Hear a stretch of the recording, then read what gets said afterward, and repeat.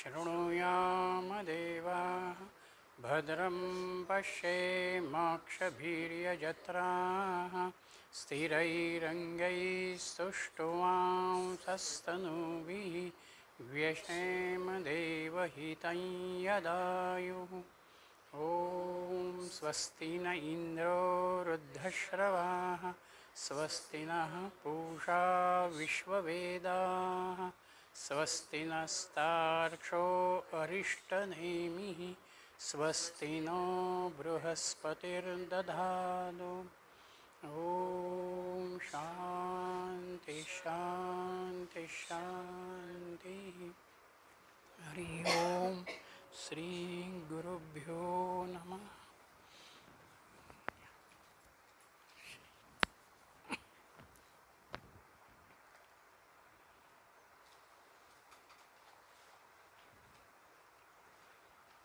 व्यक्तीला येणाऱ्या ज्या 3 अवस्था आहेत, जागृत, स्वप्न आणि सुषुप्ती, ह्या 3ही अवस्थांमध्ये कोण कार्य करतो असा चौथा प्रश्न आपल्या समोर आहे. त्यातल्या 6 प्रश्नांपर्यंत आपण मंत्रांपर्यंत आलेलो होतो. आज 7वा मंत्र आपल्या समोर आहे.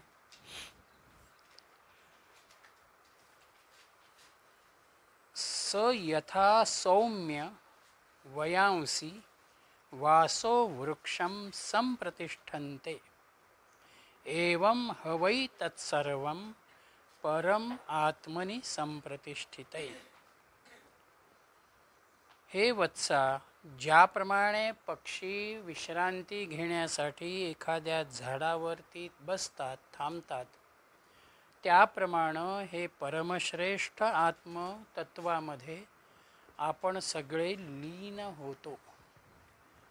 आपल्या प्रत्येकाची अंतिम भूमिका काय आहे तो विचार इथे येतो.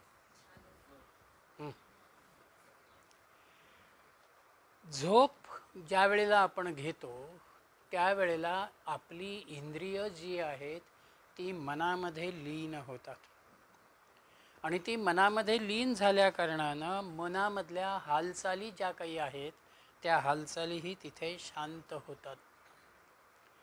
म्हणून ज्या वेळेला झोप पूर्ण करून आपण जागे होतो त्यावेळेला एक प्रकारची प्रसन्नता आपण अनुभवतो, कारण सगळ्या इंद्रियांना, ज्ञानेंद्रिय, कर्मेंद्रियांना एक विश्रांती मिळालेली आहे.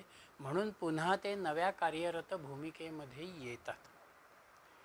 म्हणून विश्रांतीनंतर जागृत अवस्था आहे आणि ही जागृत अवस्था झाल्या कारणानं मन पुन्हा आपल्या दृश्य जगतामध्ये, आपल्या प्रपंच जगतामध्ये कामाला लागतं. त्या अनुषंगानं पुन्हा सगळे विचार जागे होतात. म्हणून त्या मनाच्या या अवस्थेला त्यांनी उपमा जी दिली ती पक्ष्याची उपमा दिली. वयांसी म्हणजे पक्षी. पक्षी उडतात. काही काळ दमला आहे असं जाणवल्यानंतर जवळपासचं झाड दिसेल तिथे ते विश्रांतीसाठी थांबतात आणि पुन्हा ते उडतात. अशा अर्थानंही हा एक भाग आहे. आणि सकाळ झाल्यानंतर पक्षी आपल्या घरट्यामधनं उडालेले आहेत, दिवसभर ते बाहेर आहेत. पुन्हा सूर्य अस्ताला जात असताना ते आपल्या घरट्यामध्ये येऊन काही काळ थांबतात, दुसऱ्या दिवशी पुन्हा ते उडतात. या अंगानं पक्षी, घरटे आणि विश्रांती हीच संकल्पना ऋषींनी एका बाजूला काव्यात्मकतेच्या अंगानंही वापरली, दृष्टांताच्या अंगानंही वापरली आणि तेच त्यांनी परमानंदाशी, आत्मानंदाशी सूत्र ज्याला म्हणावं ते त्या ठिकाणी त्यांनी जोडलं. सर्वश्रेष्ठ आनंद जीवाला जर कुठे मिळत असेल तर तो आनंद ब्रह्मानंदाशी किंवा आत्मानंदाशी निगडीत आहे. म्हणून ते जे आनंदमय कोशामधलं असलेलं स्वरूप आहे त्या आनंदमय कोशाला अनुलक्षून एका बाजूला आपण विश्रांतीही घेतो दृश्याच्या अनुषंगानं आणि दुसऱ्या बाजूला आनंदाची अनुभूतीही आपण घेतो. आणि म्हणून निद्रेमुळे तुमच्यात शारीरिक, मानसिक आणि बौद्धिक एक प्रकारचा विश्रांतीचा भाग येतो. एक नवीन ऊर्जा, चालना ही तुम्हाला त्या ठिकाणी प्राप्त होत असते. म्हणून त्यांनी पुढल्या 8व्या मंत्रामध्ये पंचमहाभूत, पंचज्ञानेंद्रिय आणि पंचकर्मेंद्रिय यांचं असलेलं एकत्रीकरण जे आहे ते एकत्रीकरण विचारामध्ये घेतलेलं आहे.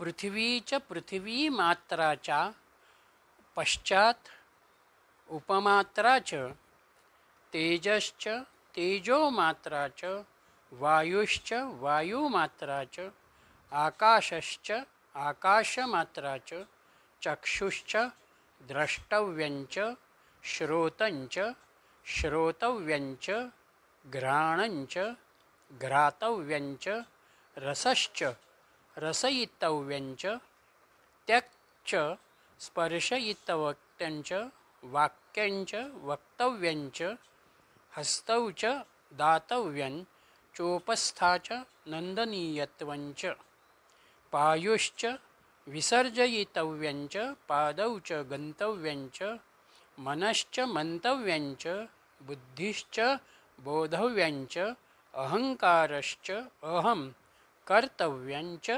चित्तंच चेतयितव्यं तेजश्च विद्योतयितव्यंच प्राणश्च विधारयितव्यंच. प्राण कशा रीतीनं कार्य करतो आहे, प्रत्येक अणुरेणूमध्ये तो कसा आहे, हा विचार त्यांनी या ठिकाणी दिलेला आहे. पहिल्यांदा त्यांनी पृथ्वीच्या पृथ्वी मात्राच, पृथ्वी आणि तिचं असलेलं सूक्ष्म रूप, आपश्च आपो मात्राच, पाणी आणि पाण्याची तन्मात्रा त्याचं सूक्ष्म रूप, तेजश्च तेजो मात्राच, तेजाचं सूक्ष्म रूप, वायुश्च वायुमात्राच, वायूचं सूक्ष्म रूप, आकाशाचं सूक्ष्म रूप, डोळ्यांचं सूक्ष्म रूप, कानांचं रूप सूक्ष्म रूप, नाकाचं वास घेण्याचं कार्य, रसनेंद्रियाचं चाखता येण्याजोगं कार्य, त्वचेचं स्पर्श करण्यासारखा असलेला विचार, वाणी बोलणारे शब्द, हात आणि हातानं पकडता येण्याजोग्या वस्तू, जननेंद्रिय त्यांची उपभोग्य वस्तुतः, मलविसर्जन आणि त्यातून विसर्जन करण्यायोग्य वस्तू,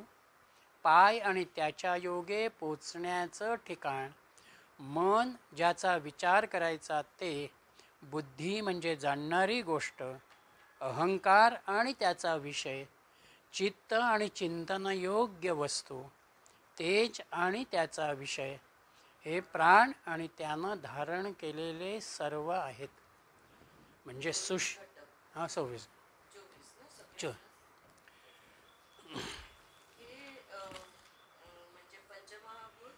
पंच तन्मात्रा,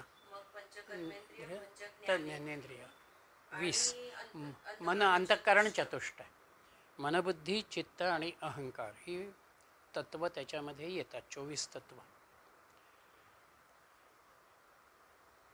हा आत्म्यामध्ये लीन होतात. ज्या वेळेला आपण खऱ्या अर्थानं सुषुप्तीमध्ये गाढ झोपेमध्ये राहतो त्यावेळेला ही सगळी 24 तत्व एका आत्म्यामध्ये लीन झालेली असतात.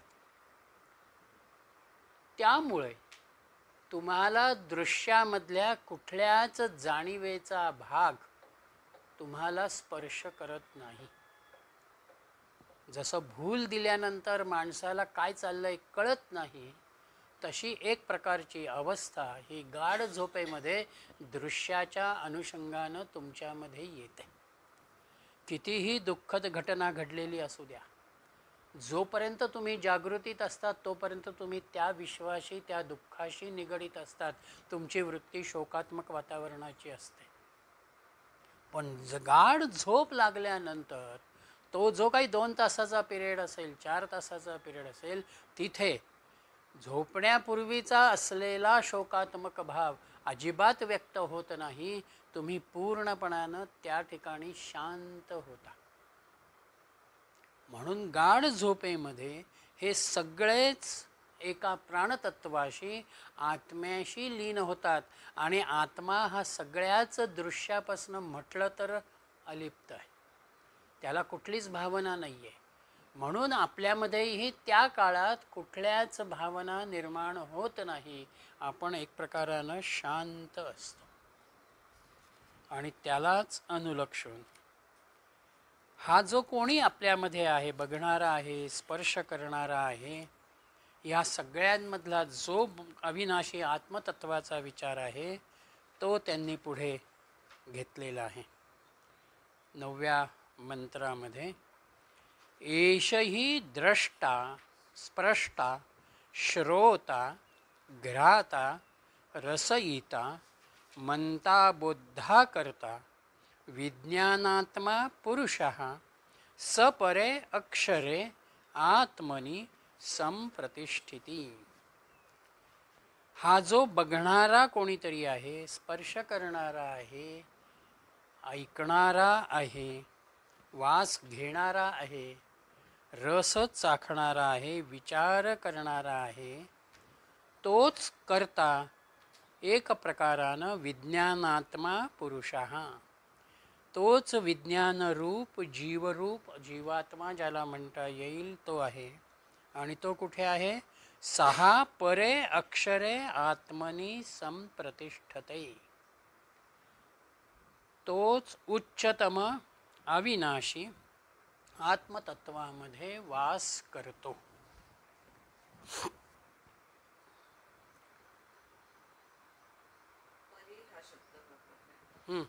सपरे, तो अविनाशी आत्मा, उच्चतम. अक्षर हे त्याचं विशेषण.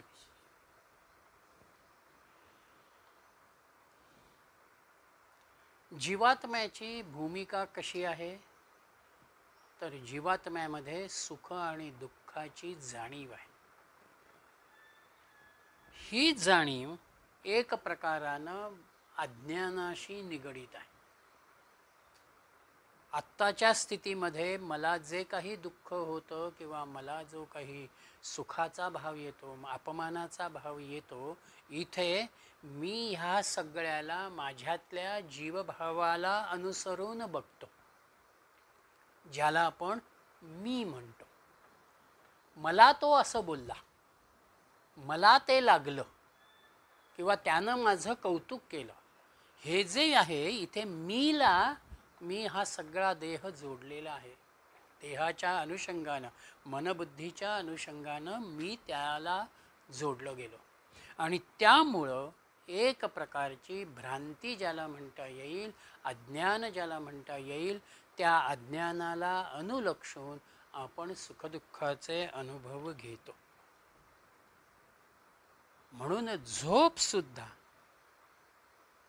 ही एक प्रकारानं आनंदाचा अनुभव देत असली तरी सुद्धा ती अज्ञानाशी निगडीत आहे.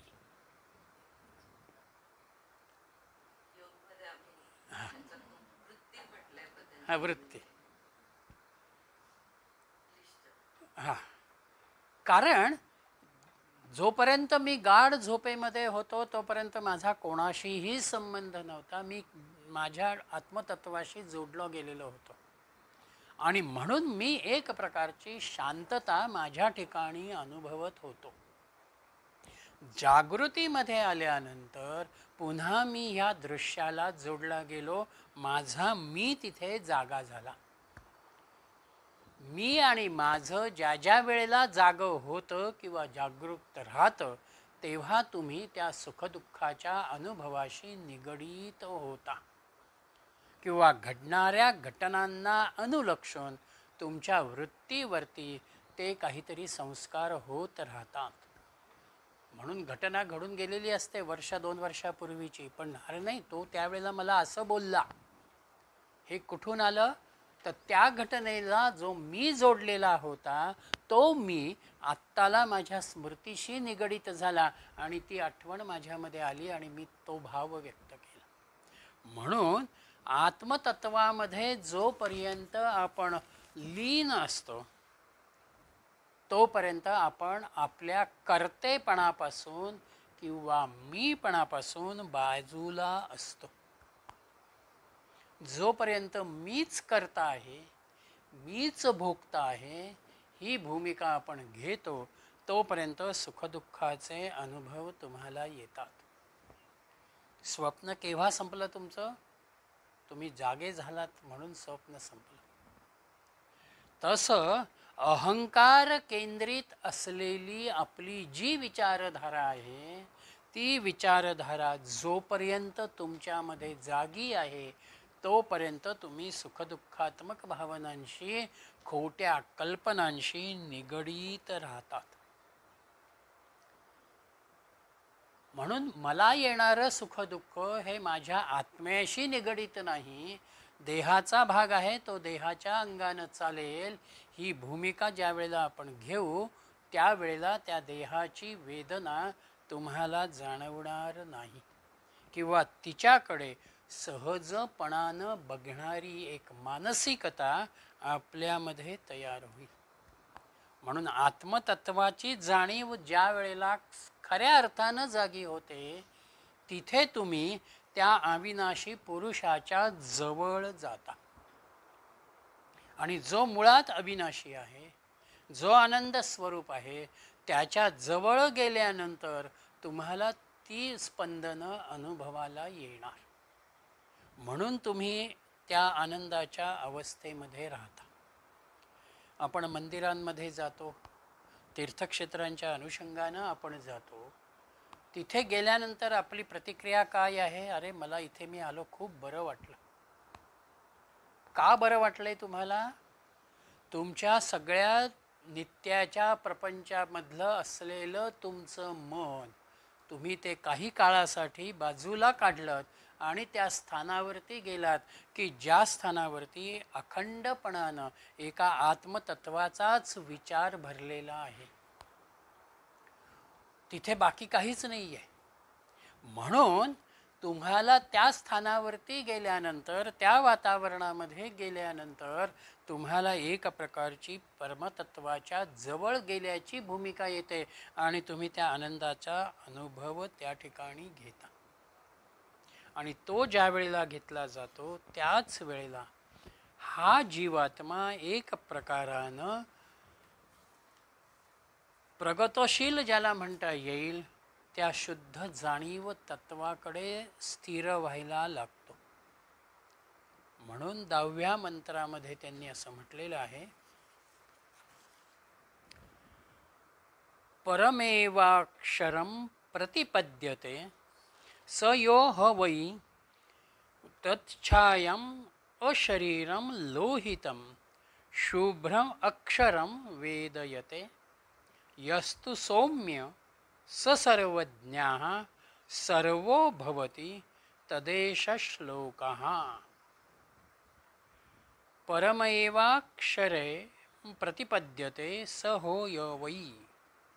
तो ह्या श्रेष्ठ अविनाशी तत्वापर्यंत पोचतो. कुठल्या अविनाशी तत्वापर्यंत? त्याचे गुण पुढल्या ओळीत येतात. सौम्यः य वै तत् अच्छायं अशरीरं अलोहितं शुभ्रम अक्षरम वेदयते. हे परमस्वरूप कसं आहे? छायारहित आहे, जड शरीर विरहित आहे, रंगरहित आहे, शुद्ध अविनाशी स्वरूप त्याचं त्या ठिकाणी आहे. आणि म्हणून सहा तु सर्वज्ञः सर्वाः भवति.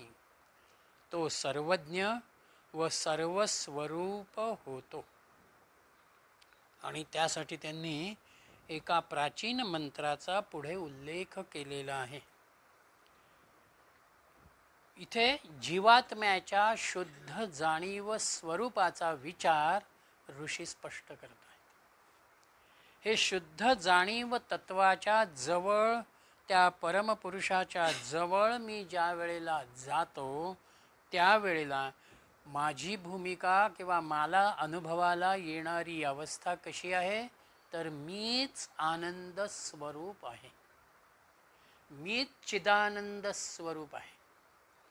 शिवोहम शिवोहम ही जी भावस्था आहे, या अवस्थेचा भाव तुम्हाला अनुभवता येतो किंवा तुमची एक ती भावना तयार होते.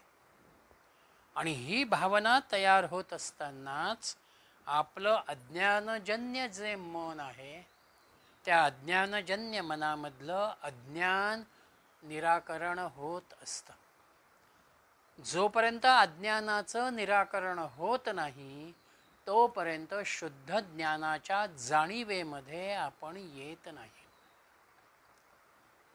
शाळेमध्ये शिक्षक शिकवताना शिक्षकांनी एखादा विषय शिकवल्यानंतर त्यांचं काय समजलं का तुम्हाला? मग मी पुढे जातो. मग आपण म्हणतो की हो मला समजलं. याचा अर्थ जे आत्तापर्यंत शिकवलं गेलेलं आहे ते मला समजलं, म्हणून पुढच्या ग्रहणाला मी तयार झालो. अज्ञानाला जोपर्यंत मी बाजूला करत नाही, मीपणाच्या वृत्तीतून मी जोपर्यंत बाहेर येत नाही, तोपर्यंत यथार्थ ज्ञानाची चिदानंदाची अनुभूती मला ग्रहण करता येणार नाही. म्हणून हे आत्मस्वरूप कसं आहे? छायारहित. त्याला सावलीचा भावच नाही. सूर्याचं प्रतिबिंब वाहत्या गंगेतही पडतं आहे, विहिरीतही पडतं आहे आणि मी ठेवलेल्या पातेल्यातही ते पडतं आहे. 3 ठिकाणी ते सूर्याचं प्रतिबिंब पडलेलं आपण बघतो. याचा अर्थ सूर्य 3 झाले का? नाही. सूर्य एकच आहे. त्याला प्रतिबिंबित होणारी माध्यमं जी आहेत ती माध्यमं फक्त वेगवेगळी आहेत. तसं जागृत अवस्था म्हणजे माझा स्थूल देह, स्वप्न अवस्था म्हणजे माझा सूक्ष्म देह आणि सुषुप्ती म्हणजे माझा कारण देह, या तिघांनाही व्यापलेला आत्मा हा एकच आहे. तो 3 ठिकाणी आम्हाला विभागलेला फक्त जाणवतो, मुळात तो विभागलेला नाही. त्या अवस्थेला अनुलक्षून आम्ही त्याच्याकडे बघतो आहोत. म्हणून अहमच्या पलीकडे जाणं, मीच्या पलीकडे जाणं, तेव्हाच आम्हाला ह्या तिघांनाही व्यापलेल्या आत्म्याची पूर्ण जाणीव होते. आणि त्या आनंदाच्या अवस्थेमध्ये मग तो तुमचा ध्यानाचा अभ्यास असू दे, समाधीचा अभ्यास असू दे, किंवा एखादा नामस्मरण करणारा ते नामस्मरण करता करताना एकदम निश्चल अवस्थेमध्ये बसलेला असू दे, त्याला येणारी जी अनुभूती आहे, ही अनुभूती त्याच्यातल्या आत्मतत्वाची, आत्म्याची जाणीव आहे. मग तो आत्मा कसा आहे आमचा? अशरीर. शरीर हे म्हटलं की तिथे रूप रस गुणाचा भाग आला. शरीराला अनुलक्षून मर्यादितपणा आला, त्याच्यातला विनाशी धर्म आला, इतरांवरती अवलंबून असणारी भूमिका त्याच्यामध्ये आली. इथे आत्म्या कोणावरतीही अवलंबून नाही. तो मर्यादितही नाही, तो अनंत आहे. या विश्वाला व्यापूनही पुन्हा तो उरलेला आहे. आणि म्हणून जो अविनाशी आहे, जो अमर्याद आहे, त्याचं वर्णन अशरीरी या संकल्पनेमध्ये येतं.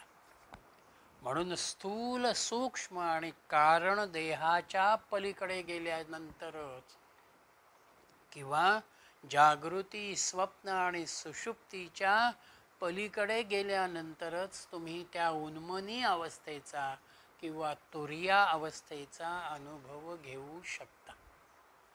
तोपर्यंत तुर्येचा अनुभव येणार नाही. म्हणून आत्मतत्वाचा विचार करताना देहाची जाणीव क्षीण करावी लागते. देह नाही, देहाच्याही पलीकडे मी आहे या भूमिकेमध्ये यावं लागतं.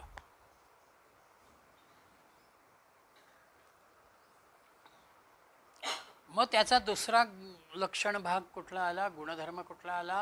अलोहितम. शरीर आहे म्हणून शरीराला वर्ण आला, पण ज्याला शरीरच नाही त्याच्या ठिकाणी कुठलाही वर्ण नाही, कुठलाही रंगाचा विचार नाही, म्हणून अलोहितम. आणि त्यानंतर त्याचं लक्षण दिलं विशुद्ध आणि अविनाशी. ज्या वेळेला हा अशरीरी आहे म्हणजेच अनंत आहे, अलोहितम आहे, त्याच वेळेला तो विशुद्ध होतो.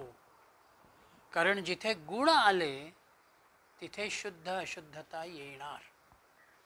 अल्पांशानं का होईना तुम्हाला वेगळेपणाचा भाव येणार, पण जिथे गुणातीत अवस्था येते त्या गुणातीत अवस्थेमध्ये विशुद्ध स्वरूप तुमच्या समोर येईल. त्याच विशुद्ध स्वरूपाला अविनाशीपणाचा धर्म येतो आणि त्यातून काय येतं? सर्वो भवती. स सर्वज्ञः सर्वो भवती. तो सर्वज्ञ होतो. कालचंही त्याला कळतं, आजचंही त्याला ज्ञात आहे आणि उद्याचंही त्याला कळतं. ज्ञ म्हणजे जाणणे, सर्वज्ञ म्हणजे सर्व काही जाणणे. त्याला काळाची मर्यादा नाही.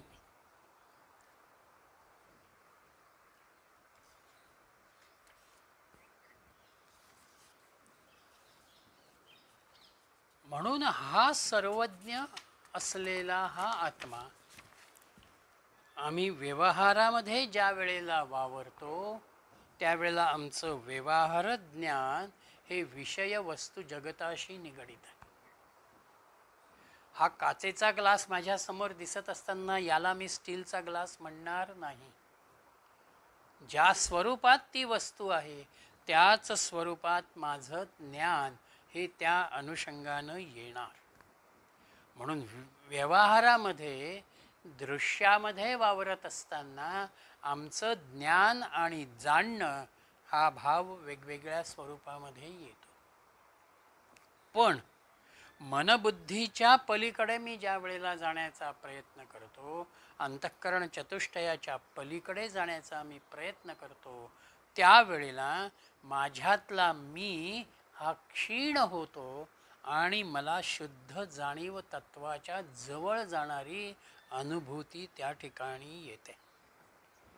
म्हणून दृश्य अदृश्याच्या ज्ञानाच्याही पलीकडे ज्या वेळेला तुम्ही जाता तेव्हाच तुम्ही खऱ्या अर्थानं त्या आत्मतत्वाशी एकरूप होता. माझी असलेली जीवपणाची जाणीव जोपर्यंत जागी आहे तोपर्यंत त्या जीवाला आत्मज्ञानाचा आनंद अनुभवता येणार नाही. नदीपणानं जोपर्यंत आहे तोपर्यंत तिला सागराची व्यापकता येणार नाही. नदी स्वतःचं अस्तित्व तिथे संपवते तेव्हाच ती सागराशी एकरूप होते आणि व्यापकत्व येतं. म्हणून त्या व्यापकत्वाचा, त्या सर्वज्ञतेचा भाव हा माझ्यासाठी महत्त्वाचा आहे. हा विचार त्यांनी पुढे 11व्या मंत्रामध्ये दिला. म्हणून एका मंत्राचा ऋषी उल्लेख करतात असं जे म्हटलं, तो 11वा मंत्र म्हणजे एक प्रकारानं मी कसा होतो व्यापक, त्या आत्मतत्वाच्या अनुभूतीमध्ये मी काय आहे ही भूमिका त्यांनी या ठिकाणी दाखवली. म्हणून 11वा मंत्र येतो विज्ञानात्मा सहदैवैश्च सर्वे प्राणो भूतानि संप्रतिष्ठन्ति यत्र तदक्षरं वेदयते यस्तु सौम्य स सर्वज्ञः सर्वमेवावविशेषति सौम्याः सर्वैः देवैः सह विज्ञानात्मा प्राणाः भूतानि च यत्र संप्रतिष्ठन्ति. हे वत्सा, हा जो जाणणारा जीवात्मा आहे, सर्व देव आहेत, प्राण आणि पंचमहाभूत यांच्यासह जेथे स्थित होतात, जिथे एकरूप होतात, तत् अक्षरम याहा तू वेदयते सहा सर्वज्ञः सर्वम अविवेश इति. त्या अविनाशी परमात्म्याला जो जाणतो तो सर्वज्ञ होतो आणि सर्व होण्यासाठी सर्वात प्रविष्ट होतो. म्हणजे आपली बुद्धी, आपला प्राण, आपली पंचमहाभूत आणि हा सगळा देवलोकाचा असलेला भाग हे कुठे लीन होतात, तर त्या अविनाशी स्वरूपाच्या ठिकाणी ते लीन होतात. त्याच वेळेला तो सर्वज्ञतेचा, सर्वव्यापीपणाचा धर्म त्याला प्राप्त होतो. केवळ आम्हालाच जन्ममृत्यू आहे असं नाही. देवांच्याही बाबतीमध्ये जोपर्यंत पुण्यांश आहे तोपर्यंतच देवत्वाचा भाग आहे. तो पुण्यांश संपल्यानंतर देवसुद्धा पुन्हा मृत्यूलोकामध्ये येतात आणि त्या अनुषंगानं जीवन जगतात. म्हणून आम्हाला खऱ्या अर्थानं त्या व्यापक आत्मतत्वाशी जर एकरूप व्हायचं असेल तर आपली इंद्रिय पहिल्यांदा मनामध्ये लीन करावी लागतात. मनाशी त्यांचा संयोग जो आहे तो आम्हाला तिथे निर्माण करावा लागतो आणि मग हे मन आत्म्यामध्ये लीन करणारा भाव येतो.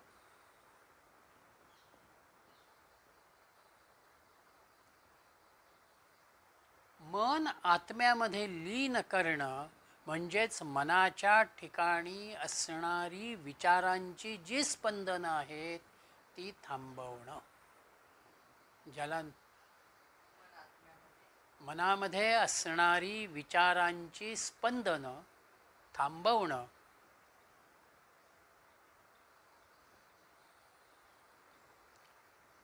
म्हणजेच मन पतंजलींच्या शब्दामध्ये निर्विचार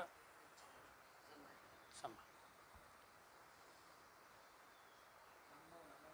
म्हणजे मन आत्म्यामध्ये लीन होणारा भाव येतो.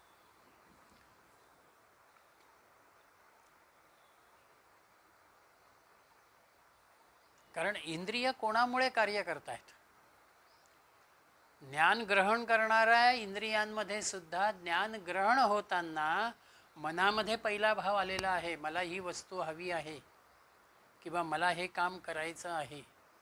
तेव्हा ज्ञानेंद्रिय त्या अनुषंगानं पुढे कार्यरत होतं आणि जे ज्ञानेंद्रियांनी ग्रहण केलेलं आहे त्याला अनुलक्षून कर्मेंद्रिय पुढे कार्य करणार आहेत. म्हणजे कर्मेंद्रियांच्या कार्याची प्रेरणा, ज्ञानेंद्रियांच्या ज्ञानग्रहणाची प्रेरणा ही मनामधून आलेली आहे. म्हणून त्या क्रियेला, त्या ॲक्टिव्हिटीला पहिल्यांदा मला मनामध्ये पोचवायचं आहे. जिथून ते निर्माण होतं आहे तिथेच मला त्यांना थांबवायचं आहे. फ्लॅटमधल्या कॉकचं दुरुस्ती करायची असेल तर आम्ही टाकीचा नळ बंद करतो, त्याशिवाय पाण्याचा प्रवाह बंद होणार नाही आणि आपल्याला काम करता येणार नाही. तसं इंद्रियांना मनाशी मला पहिल्यांदा बंद केलं पाहिजे, तिथे त्यांना स्थिर केलं पाहिजे आणि हे जे मन आहे जे सगळं निर्माण करतं आहे त्या मनाला विचार शून्य करण्याची भूमिका मी स्वीकारली की ते पुढे आत्मतत्वात जाईल. त्याच्याशी ते तादात्म्य पावे. कारण मन स्वस्थ बसणारं नाही. मन अशा मधल्या पॉईंटवरती आहे. एक तर तुम्ही त्याला दृश्याशी तरी जोडा, नाही तर त्याला अदृश्याशी जोडा. म्हणून त्या अदृश्याला जोडण्यासाठी दृश्याचं असलेलं कनेक्शन जे आहे ते आम्ही खंडित करतो पहिल्यांदा आणि ते कट केल्याशिवाय तुम्हाला इकडे ते जोडलं जाणार नाही. म्हणून मी हा जो अहंकार केंद्रित भाव आत्तापर्यंत होता त्या मीला माझ्या मूळ आत्मस्वरूपाकडे नेण्याचा मी इथे प्रयत्न करतो आणि तो केल्यानंतरच स सर्वज्ञ सर्वमेवावविशेषते, मग तो ब्रह्मज्ञानी होतो, तो सर्वज्ञ होतो. आणि जो ब्रह्मज्ञानी आहे, जो सर्वज्ञ आहे, तो कुणातही आणि कशातही प्रवेश करू शकतो. चराचरामधल्या कणाकणामधून तो परमात्मा भरलेला आहे. याचाच अर्थ असा की त्याच्यामध्ये सर्वज्ञतेची भावना आहे. तसे आम्ही सगळ्यांमध्येच वावरतो, सगळ्यांनाच अनुभवतो. ह्या जागृत, स्वप्न आणि सुषुप्ती, आणि त्यातही विशेषतः स्वप्न आणि सुषुप्तीचा विचार या प्रश्नामधून प्राणतत्वाशी, आत्मतत्वाशी जोडला गेला. म्हणून नाना फडणवीसांची एक गोष्ट अशी सांगतात की त्यांना डाक्का मलमलचं एक धोतर जोडी भेट म्हणून मिळालेली होती. आणि ती धोतर जोडी कशी होती, तर ती 10 हात लांब एवढी धोतर जोडी होती. पण त्या धोतर जोडीची घडी इतकी व्यवस्थित आणि बारीक केली जायची की एका आंब्याच्या कोईमध्ये सुद्धा ते धोतर व्यवस्थित घडी केलेल्या स्थितीमध्ये राहील असा भाग तिथे होता. हे जसं घडतं तसं दृश्य विश्वामध्ये असलेली माझी मूळ वृत्ती ती आत्मतत्वाच्या रूपानं एका सूक्ष्म भावाशी, अत्यंत लहान वस्तूशी निगडीत होते. कुठलाही झाड घ्या तुम्ही, वटवृक्ष घ्या, नाही तर आंब्याचा घ्या, फणसाचा घ्या, त्याची बी लहान आहे, पण एकदा ती बी अंकुरित झाली की एका व्यापक वृक्षाचं स्वरूप तिला होतं. परमात्म तत्व अत्यंत सूक्ष्म आहे, अव्यक्त आहे. त्या अव्यक्तालाच विश्वाच्या अनुषंगानं व्यक्तत्वाचा भाव येतो, ते व्यक्त स्वरूपामध्ये येतं. आणि जे जे व्यक्त होतं ते ते पुन्हा त्याच अव्यक्तामध्ये लीन होतं. म्हणून अव्यक्तातून व्यक्त आणि व्यक्तातून अव्यक्त हे सृष्टीचं चक्र आहे. म्हणून मूळ अवस्था प्रत्येकाची ही अत्यंत सूक्ष्म अव्यक्त स्वरूपामधली आहे. म्हणून जागेपण केव्हा संपलं माझं, मी स्वप्नामध्ये गेलो तेव्हा जागेपण संपलं. आणि गाढ झोप केव्हा आली, स्वप्नही निघून गेलं तेव्हा मी गाढ झोपेमध्ये गेलो. म्हणून आत्म्यामध्ये जोपर्यंत आपण लीन होत नाही तोपर्यंत आम्हाला खऱ्या अर्थानं आनंदाची अनुभूती येत नाही. निखळ शुद्ध आनंद जर कुठे असेल तर तो आत्मचिंतनाशी, आत्म्याशी निगडीत आहे. आणि त्यालाच वेदांतानं काय किंवा संतांनी काय परमार्थ हा शब्द मांडला. म्हणून लेखक असू दे, कलावंत असू दे, किंवा एखादा शास्त्रज्ञ असू दे, तो अखंडपणानं त्याच्या त्या विषयाशी इतका एकाग्र होतो, सतत जे चिंतन करत राहतो, त्या चिंतनातून तो दिसताना आपल्याला जागा दिसतो, पण एक प्रकारानं तो त्याच्या कार्याला अनुलक्षून स्वप्नच बघत असतो की मला हे निर्माण करायचं आहे. एखादा नाटककार, एखादा लेखक ती पात्र निर्माण करत असताना तो त्याच्या स्वप्नाच्या पातळीवरती, त्याच्या मनाच्या पातळीवरती तो ते कथाप्रसंग आधी निर्माण करतो आणि मग त्याला अक्षरबद्ध करतो. तसं इथे अनेक महानुभाव, संत किंवा महापुरुष हे दिसताना आपल्यामध्ये वावरताना दिसतात, पण अंतरंगानं ते परमात्मा तत्वाशी, त्यांच्या ओंकाराशी कुठेतरी ते निगडीत असतात. शालेय वयामधली महादेव गोविंद रानडेंची एक आठवण आहे. 8-10 वर्षाचेच ते होते. शाळेच्या संदर्भातलं अभ्यासाचं पुस्तक घेऊन ते वाचत अभ्यास करत बसलेले होते. घरातल्या कोणा एका स्त्रीनं लहान मूल जे होतं ते लहान मूल त्यांच्याजवळ आणून ठेवलं आणि ती त्यांना असं म्हणाली की ते उठलं तर मला हाक मार. आणि त्या बाई कामाला निघून गेल्या. हे स्वतःच्या चिंतनामध्ये, अभ्यासामध्ये, वाचनामध्ये इतके एकाग्र होऊन गेले की बाजूला झोपलेलं मूल जागं झालं, ते मोठ्याने रडायला लागलं, पण यांना त्याची जाणीव नाही. त्या रडण्याचा आवाज ज्या वेळेला आईपर्यंत पोचला आतल्या खोलीत, आई धावत आली, यांना त्याची जाणीव नाही. ह्याचा अर्थ असा की जागेपणी एक प्रकारानं आपण आपल्या विश्वासमध्ये इतके एकाग्र होतो की बाह्य जाणीव आपली संपूनच जाते, ती थांबून जाते. म्हणून इंद्रियांना मनामध्ये, मनाला आत्म्यामध्ये लीन करणं. आणि हे जर लीन करायचं असेल तर आपल्याकडे प्रेमाच्या अंगानं चिंतनाचा विषय दिला गेला.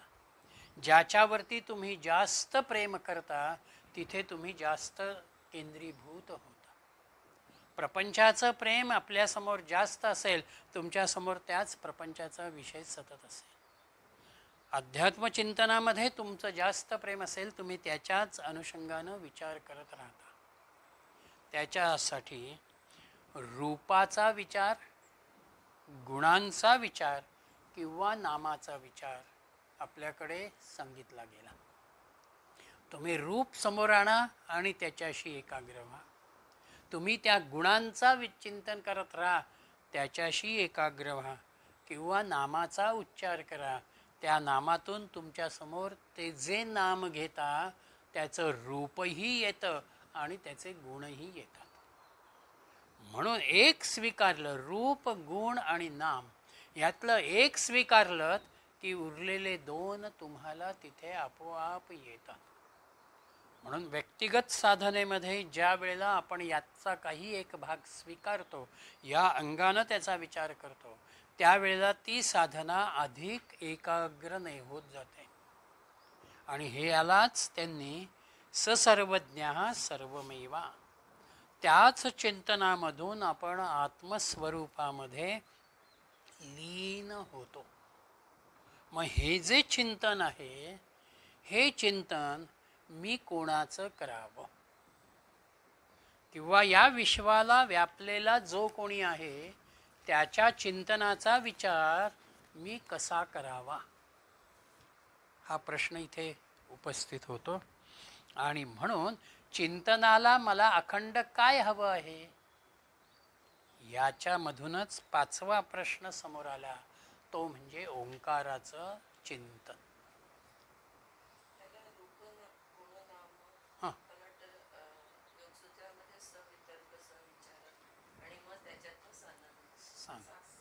सास्मित.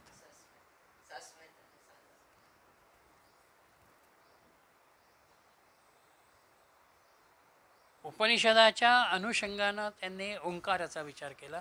ओंकार हा सृष्टीमधला पहिला शब्द आहे.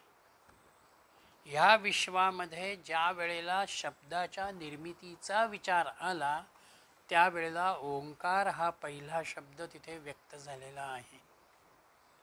आणि म्हणून उपनिषदाच्या चिंतनामध्ये ओंकार येतो. ओंकार म्हणजेच भगवंताचं नाम.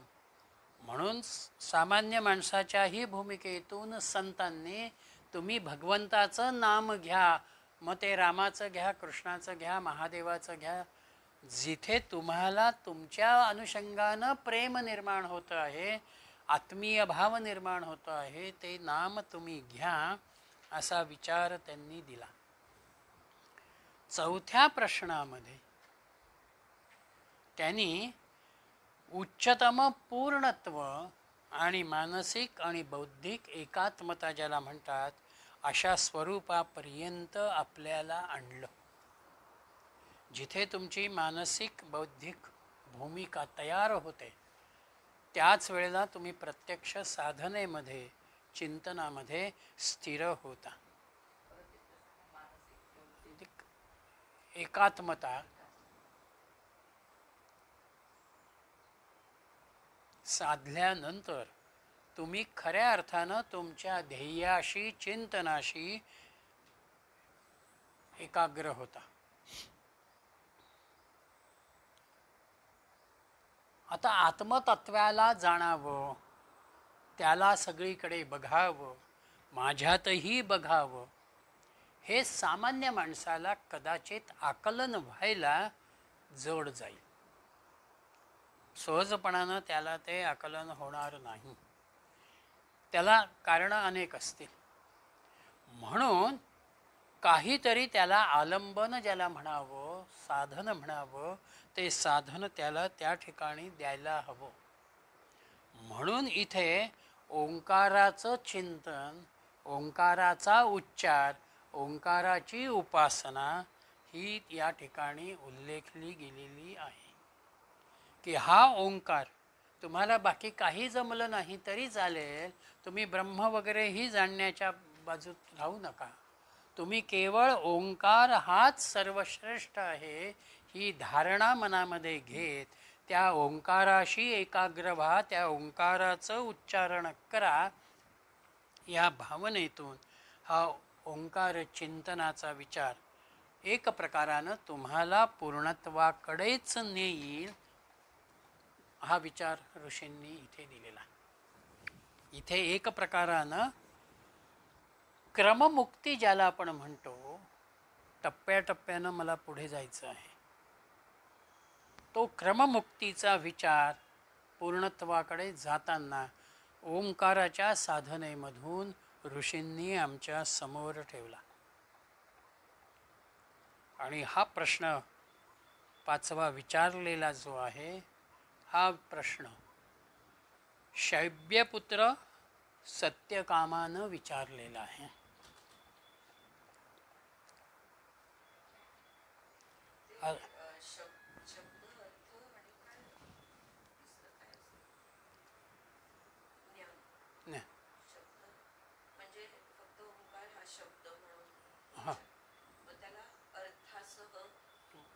लक्षार्थ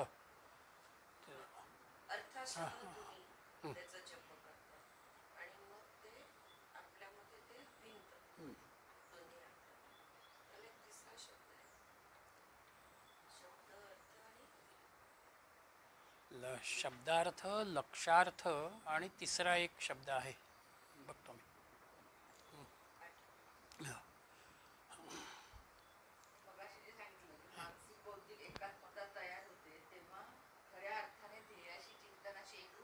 हो,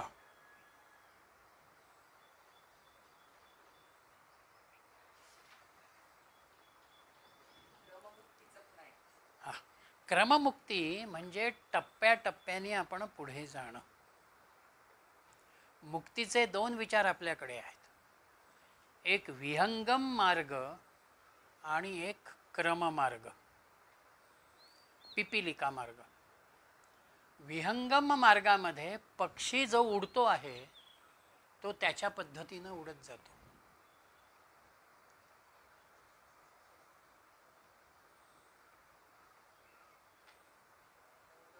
आणि पिपीलिका,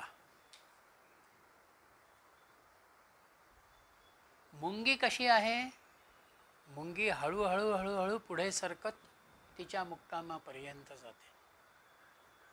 तसं विहंगम मार्गानं जाणारे जे आहेत ते सद्योमुक्तीच्या मार्गानं जाणारे आहेत.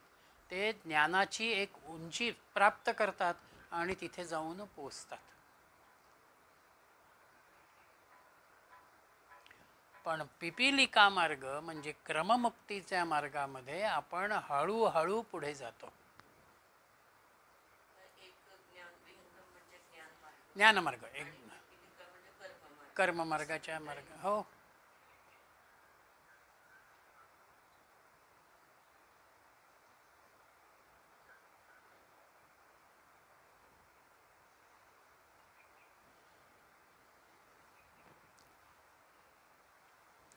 म्हणून इथे सत्यकामानं अंतकाळापर्यंत कोणाचं ध्यान करावं किंवा प्रणवाचं ध्यान करावं, कसं करावं, आणि त्या ध्यानानं तो कोणाला प्राप्त करतो अशा स्वरूपाचा प्रश्न सत्यकामानं विचारलेला आहे.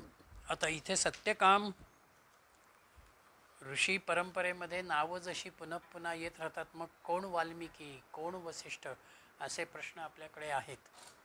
तसं इथे सत्यकाम हा कोण असाही एक विचार अभ्यासामध्ये समोर येतो. कारण शैब्य सत्यकाम असं म्हटलं, याचा अर्थ शैब्याचा पुत्र सत्यकाम असा एक भाग आहे. छांदोग्य उपनिषदामध्ये सत्यकाम येतो, शिबिकुलातला. छांदोग्य उपनिषदात सत्यकाम आहे, पण तिथे त्याची जी गोष्ट आलेली आहे ती दासीपुत्र म्हणून गोष्ट आलेली आहे. छांदोग्य उपनिषदामध्ये ऋषींच्या समोर हा सत्यकाम ज्या वेळेला जातो आणि मला हे ज्ञान हवं आहे असं म्हणतो, त्यावेळेला ते ऋषी त्याला असं म्हणतात की तुझे वडील कोण आहेत आणि तुझं गोत्र काय आहे ते मला कळू दे, मग मी तुला सांगतो. म्हणून तो आईला विचारायला येतो. आई ऋषींच्याकडे त्याला घेऊन येते आणि म्हणते की मी दासी आहे, दासी धर्माला अनुसरून याचे वडील कोण मला माहिती नाहीत, त्यामुळे याच्या वडिलांचं नाव मी सांगू शकत नाही आणि त्यामुळे गोत्र तुम्ही म्हणता तेही मला सांगता येणार नाही.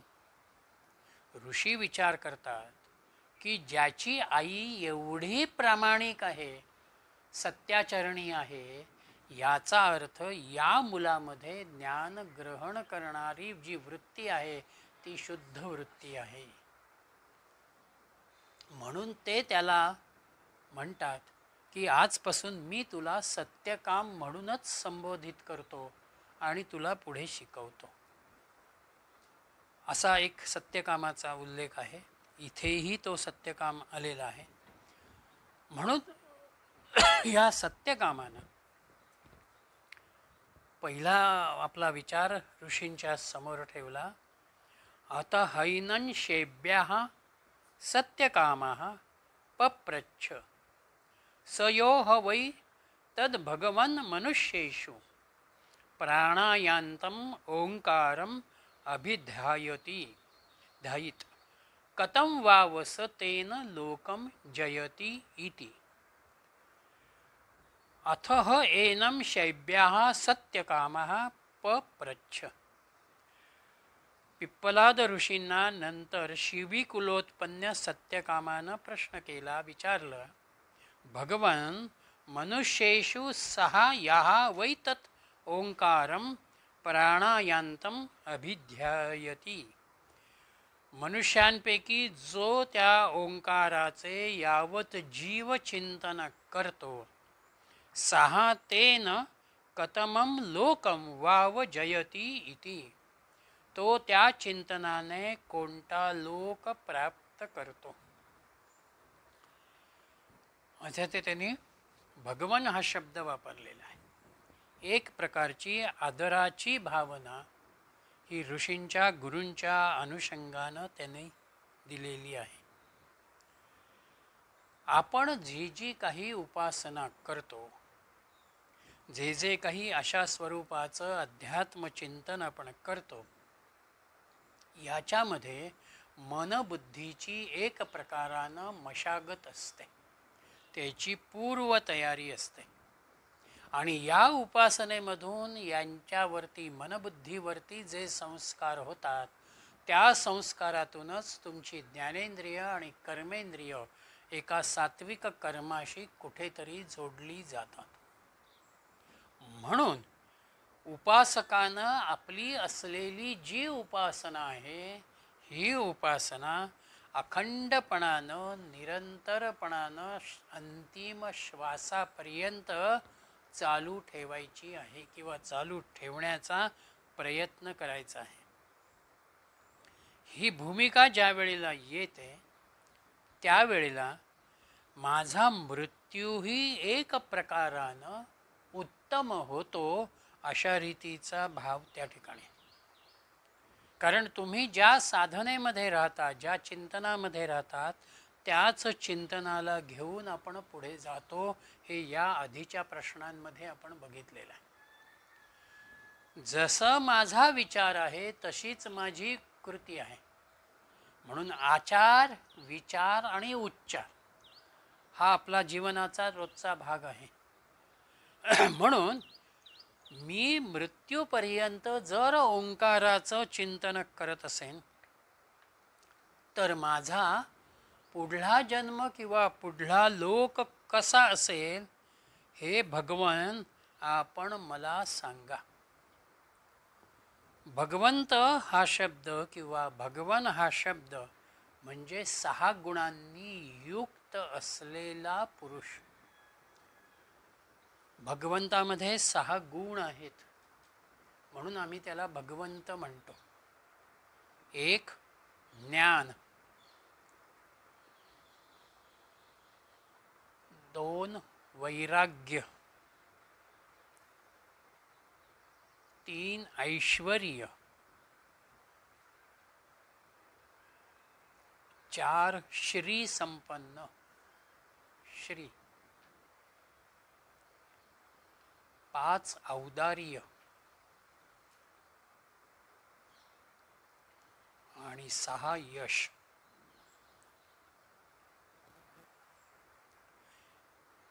भगवंताच्या ठिकाणी परिपूर्ण ज्ञान आहे. कोणतंही ज्ञान असं नाही की ते भगवंताच्या ठिकाणी नाही. आपण ज्ञानामध्ये कमी असू शकू पण भगवंताच्या ठिकाणी ज्ञानाचा परिपूर्ण भाव आहे. एखादी गोष्ट सोडत असताना आमच्यामध्ये कदाचित मनाची उलघाल होईल पण भगवंताच्या जीवनाकडे विचार करताना वैराग्य तिथे परिपूर्ण आहे. कोणतीही आसक्ती, तुम्ही रामाचा चरित्र बघा, कृष्णाचं चरित्र बघा, तिथे आसक्तीचा भाग नाही, परिपूर्ण वैराग्य आहे. ऐश्वर्य आणि श्री, ऐश्वर्यामध्ये संपूर्ण मालमत्तेचा विचार आहे, वस्तुमात्राचा विचार आहे आणि श्रीमध्ये केवळ लक्ष्मीचा किंवा धनाचा विचार.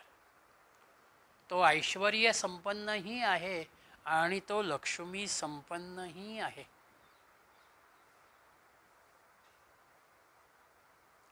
म्हणून त्याचं वैराग्य एवढं विलक्षण आहे की ऐश्वर्यही आहे आणि लक्ष्मीही आहे पण तो त्याच्यामध्ये गुंतलेला नाही. लक्ष्मी भगवंताच्या पायाजवळ आहे. किंबहुना समुद्र मंथनातून ती निर्माण झाल्यानंतर राक्षसांनाही असं वाटलं, ऋषीमुनींनाही असं वाटलं की ही लक्ष्मी आम्हाला प्राप्त व्हावी म्हणून त्या अपेक्षेनं ते तिच्याकडे बघत होते. पण नारायण मात्र एका बाजूला शांतपणानं होते बसलेले. हा माझ्याकडे बघतच नाहीये, या एका उत्सुकतेमधून ती नारायणाच्या जवळ आली आणि त्याला तिनं माळ घातलेली. हा भाव वैराग्याच्या अनुषंगानं आहे. आणि औदार्य म्हणजे तो काहीही भगवंत तुम्हाला देतो, तो देताना तिथे अपपरभाव ठेवत नाही आणि यशस्विताही त्याच्या जीवनामध्ये आहे. म्हणून ज्याच्या जीवनामध्ये भगवंताच्या सारखे हे 6 गुण येतात तो भगवान, भगवंत या उपाधीनं युक्त होतो.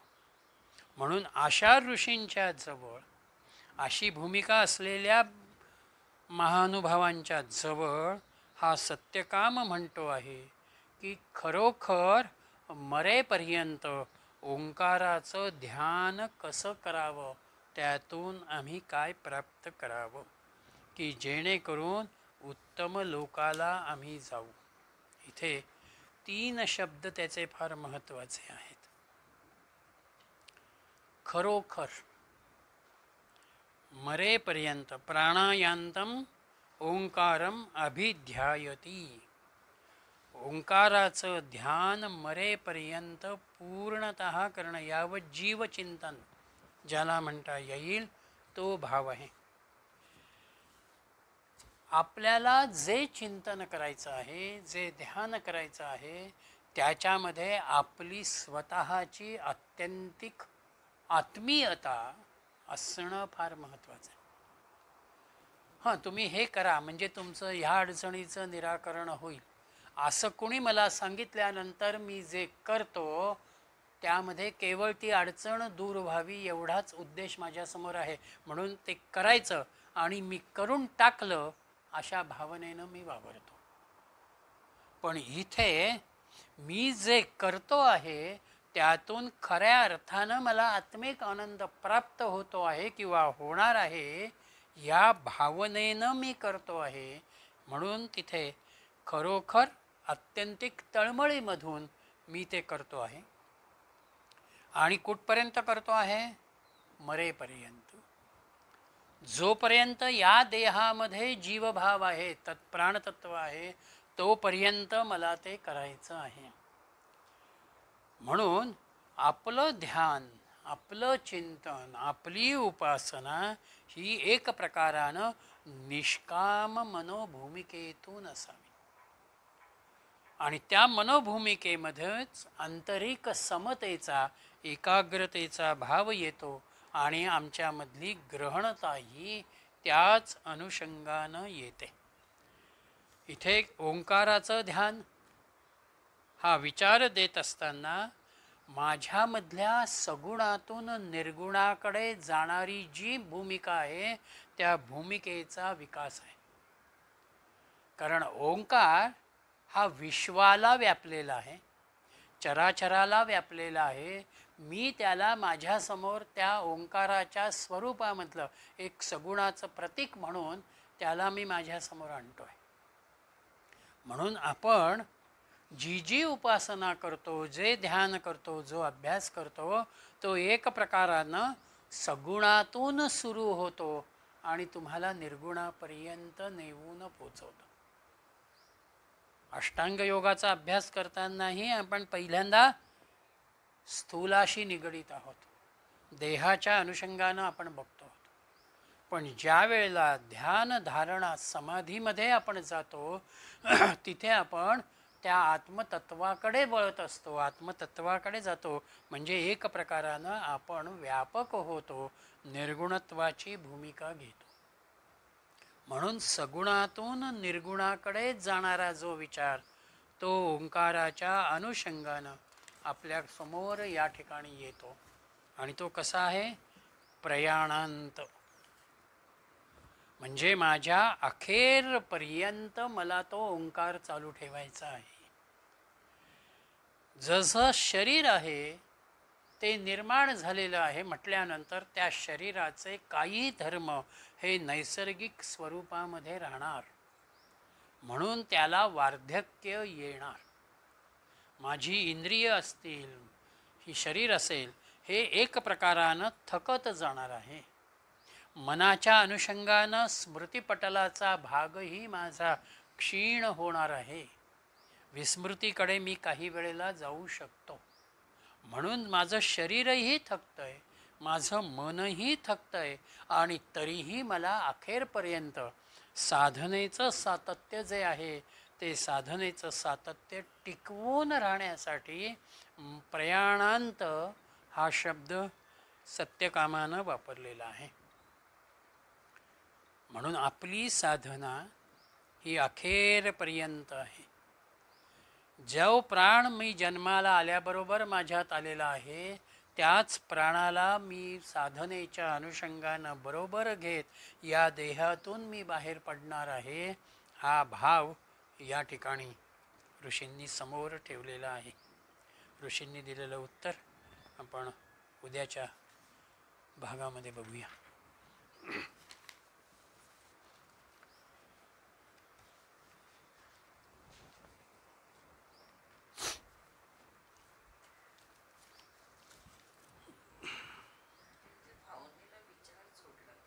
हो,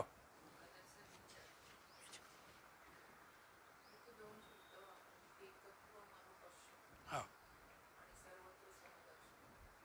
म्हणजे सगळ्या वस्तुमात्रांमध्ये मी सारखेपणानं बघतोय, माझ्यामध्ये कुठलीही भेददृष्टी नाही. हा ज्ञानी आहे का हा अज्ञानी आहे, हा श्रीमंत आहे का हा गरीब आहे.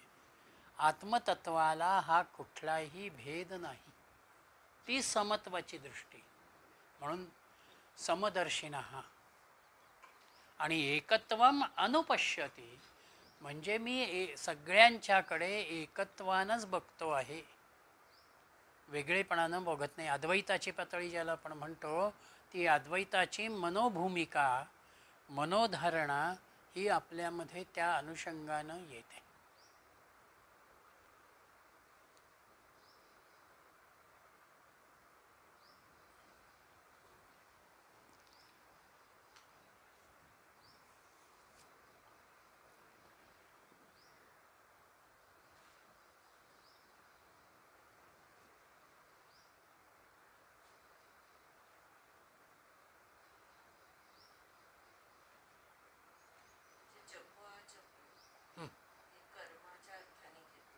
हां त्याच्यामध्ये भाव जोडतात, पण ते निष्काम करणं म्हणजे तुम्हाला त्याच्यातनं काहीच नको, फक्त मरेपर्यंत स्मरण. हां त्या नामस्मरणामध्ये राहणं. अजप पण कर्म, जप कर्म येईल, जप कर्म येईल, अजप ते सहजपणानं होणार आहे ना. श्वास घेतो हे कर्मच आहे, पण त्या श्वासामध्ये सहजताच आहे. तुम्हाला वेगळं काही करावं लागत नाही. मला हे म्हणायचं की प्राणाला विचार सोडला. हो, प्राणाला विचार. प्राणाचा अभ्यास करतोय, जो प्राण जे आहे त्यालाच प्रणवासारखं त्याच्या सर्क्युलेशनला बॅलन्स करणं. ओंकाराच्या माध्यमातून ते हे जोडलं. म्हणजे ओंकाराचा विचार हा प्राणाच्या कर्माशी जोडला असं मला बरोबर. म्हणायचं. मग सोहम मध्ये तेच येतं.